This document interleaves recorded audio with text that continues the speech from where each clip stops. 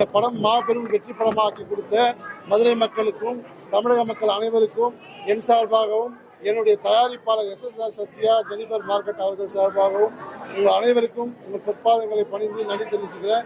இந்த படத்தின் இயக்குநர் அருமையான ஆர்வி அண்ணன் அரவிந்த்ராஜ் அவர்களுக்கு இந்த சமயத்தில் நன்றி தெரிவிச்சுக்கிறேன்.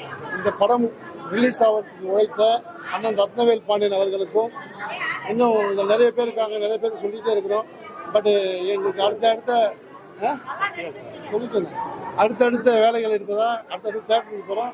அதனால் பத்திரிகை நிருபர்கள் நீங்கள் அனைவரும் இந்த படத்தை எந்த அளவுக்கு ப்ரொமோட் பண்ண முடியுமோ பண்ணி தேசிய தலைவர் பசும்பொன் முத்துராமலிங்க தேவர் அவர் ஒரு ஜாதிய தலைவர் அல்ல, ஒரு தேசிய தலைவர்னு சொல்லி நீங்கள்லாம் மக்கள்கிட்ட கொண்டு போய் சேர்க்கணும். இந்த படம் உலக அளவில் வெற்றியாகும்.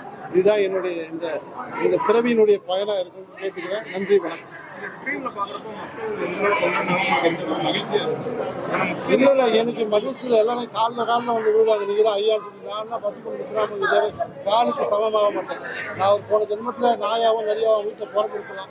அதனால எனக்கு கொடுத்த ஒரு வாய்ப்பை தான் இது கருதுறது தவிர ஐயாவுடைய என்னை ஈக்குவல் பண்ணி தான் பேசுகிறாங்க. அதெல்லாம் தப்பு.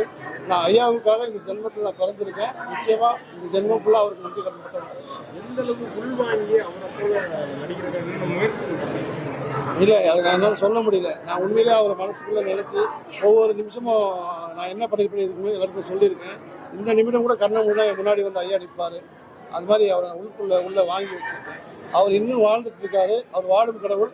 எப்படி சாய்பாபாவை வாழும் கடவுள் சொல்கிறாங்களோ அது மாதிரி எங்கள் ஐயா பசும்பொன் முத்துராமலிங்க தேவர் வாழும் கடவுள். சாய்பாபா மாதிரி ஒவ்வொரு தெருவுக்கும் பசும்பொன் முத்துராமலிங்க தேவருடைய கோயில் இருக்கணும் அப்படின்னு சொல்லிட்டு என்னுடைய ஆசை. எந்த படத்தில் எடுத்தாலும் அதில் ஒரு ஜாதி இது இருக்குங்கிற மாதிரி விமர்சனம் வந்துக்கிட்டே இருக்கு. இந்த படத்துக்கு ஒரு சில தடைகள்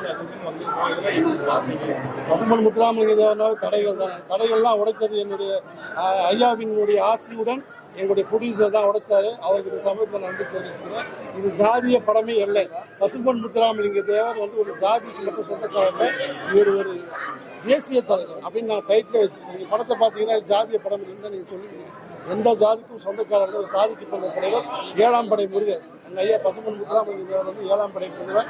இன்னைக்கு மக்கள் மத்தியில் எல்லாரும் மனசும் இருக்காரு, வாழ்ந்துட்டு இருக்காரு. இந்த படம் ஜாதிய படம் யாராவது சொன்னாங்கன்னா படத்தை பார்த்து சொல்ல சொல்லுங்க.